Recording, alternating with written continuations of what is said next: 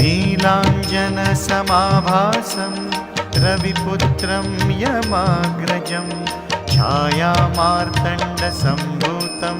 तं नमामि शनैश्चरम् नीलाञ्जनसमाभासं रविपुत्रं यमाग्रजं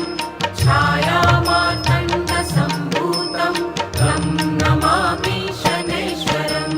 नीलाञ्जनसमाभासं रविपुत्रं यमाग्रजं छायामार्तण्डसम्भूतं तं नमामि शनैश्चरम् नीलाञ्जनसमाभासं रविपुत्रं